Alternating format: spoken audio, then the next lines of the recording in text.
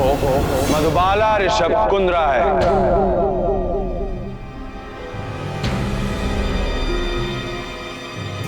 ये बात मैं कभी नहीं भूलूंगा और तुम भी ये याद रखो कि मधु मेरी बीवी है।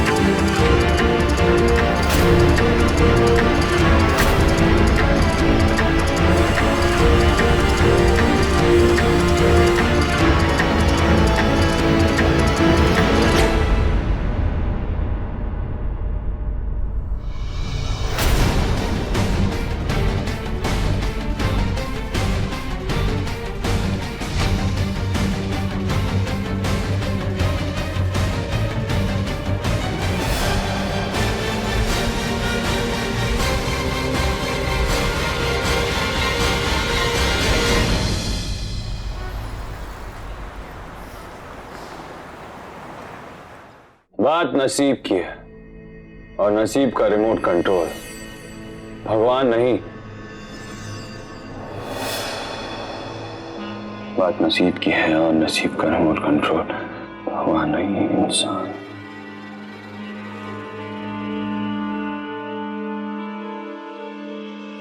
बात नसीब की है और रिमोट कंट्रोल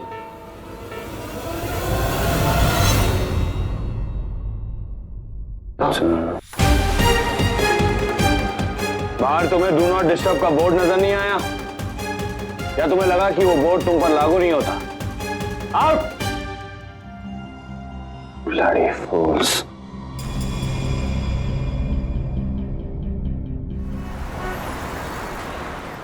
लेट जाइए डैडी जी। हाँ आराम से। टांग ऊपर कर लीजिए। अरे थोड़ा ऊपर हो जाइए। ओहो डैडी जी, चिल्ला तो ऐसे रहे हो जैसे पेट में अल्सर है। सिर्फ गैस है, गैस। दवा खा लो सब ठीक हो जाएगा। ये लीजिए, ये लीजिए, ये लीजिए, खाइए खाइए।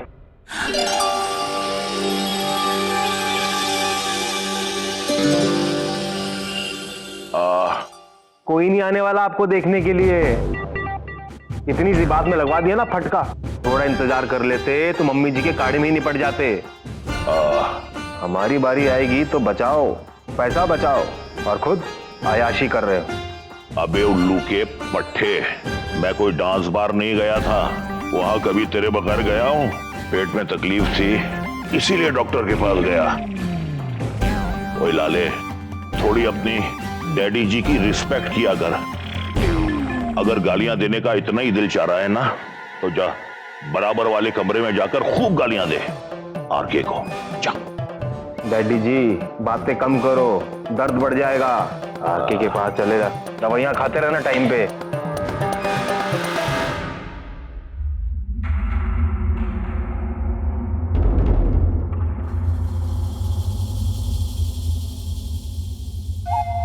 क्या कहा डॉक्टर ने?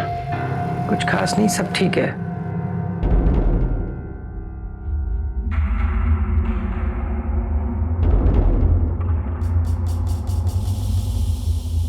चीफ, वो उसके 4-5 फोन आ चुके हैं।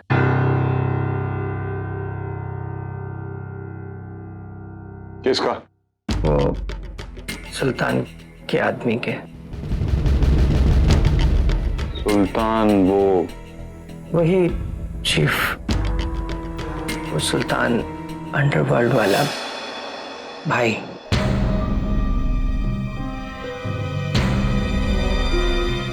बिट्टू जी, ऐसे बहुत से लोगों को डॉन के नाम से झूठे फोन आते हैं। होगा कोई मुंबई से। चीफ नंबर बाहर का है, वही है।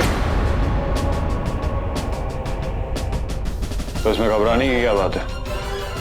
पुलिस कंप्लेंट करिए, पुलिस वाले निपटते रहेंगे। चीफ, पुलिस उसी का फोन है।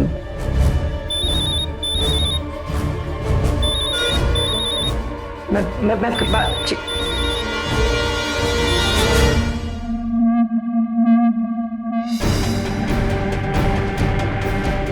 रिलैक्स बिट्टू जी। मुझे आपकी बहुत फिक्र है। आपके लिए थोड़ा परेशान हूं मैं, बस समझ में नहीं आ रहा चीफ। सौंफ कहाँ रख दी है? मामी जी, सौंफ। अरे अब कैसी तबीयत है डैडी जी की? पहले से ठीक है। अच्छा,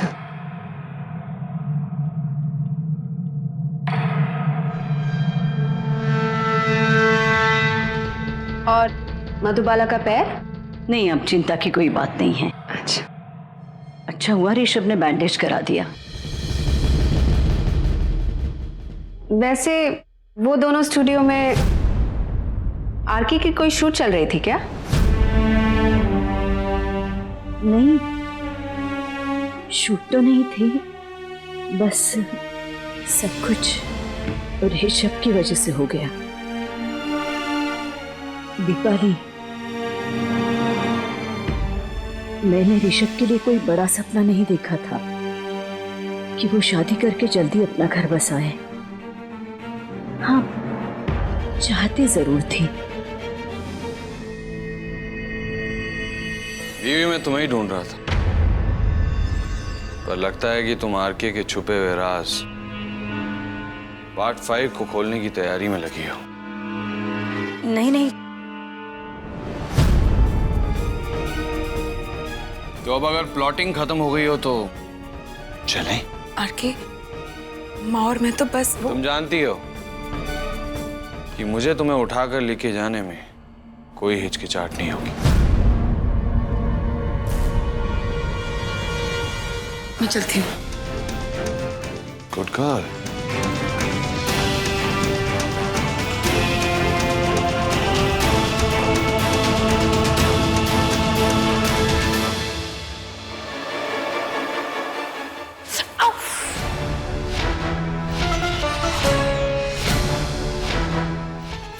आरके, बैठो। मैं ठीक हूँ। आरके, मैं चुप।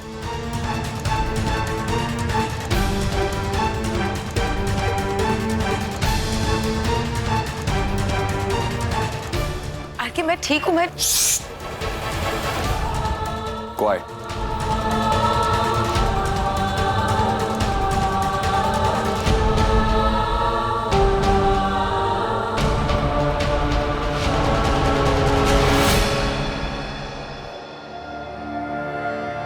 पैर दो।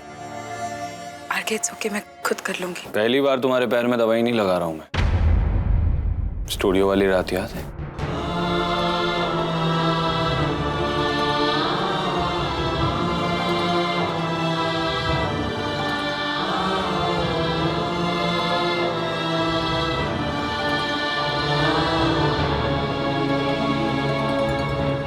क्या जानना चाहती हो दीपाली के बारे में?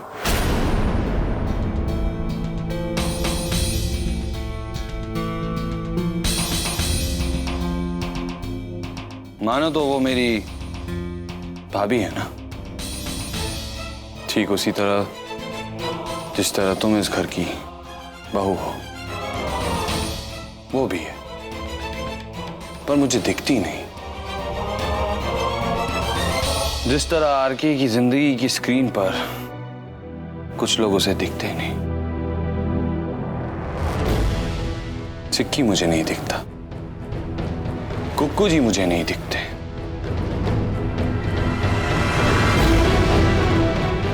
और मुझे जन्म देने वाली औरत भी नहीं दिखती।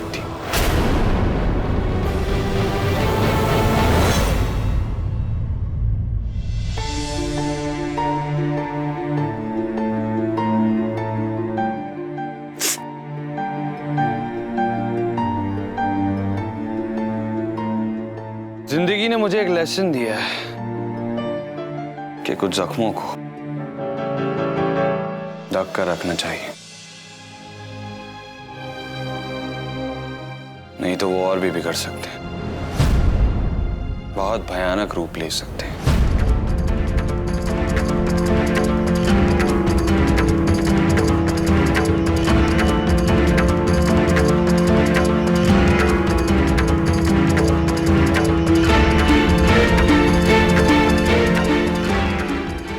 जिंदगी में ये सीखा है कि जानबूझकर कभी किसी को तकलीफ मत दो।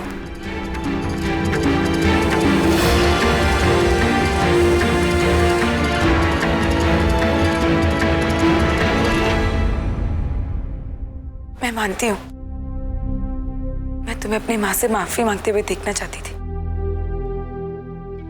पर अगर आज भी तुम मुझसे पूछो तो उसमें मुझे कुछ गलत नहीं लगता। यकीन कर सकते हो तो करो।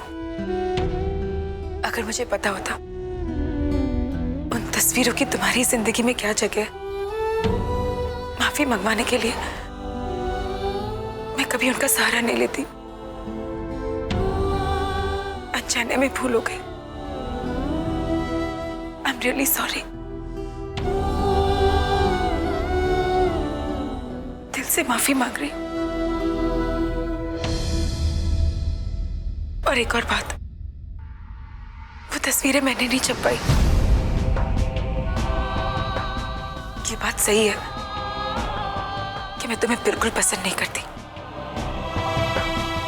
पर मैं इतनी गिरी हुई नहीं हूं। तुम्हें नीचे दिखाने के लिए मैं पूरी दुनिया को हमारी लड़ाई में शामिल करूंगी। मैं ये भी मानती हूँ कि कुछ दाग, कुछ जख्म ढके ही अच्छे होते हैं। मेरा यकीन मानो आके, वो जख्म मैं कभी दुनिया के सामने नहीं खोलूंगी। क्या हुआ?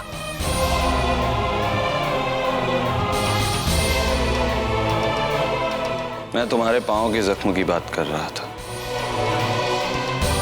माना आरके की जिंदगी फिल्मी है, लेकिन उसकी जिंदगी की हर बात डायलॉग नहीं है।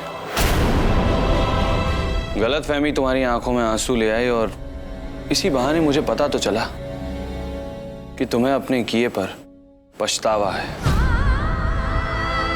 और वो डायलॉग बहुत इंटरेस्टिंग था। क्या कहा था तुमने? मैं तुम्हें बिल्कुल पसंद नहीं करती।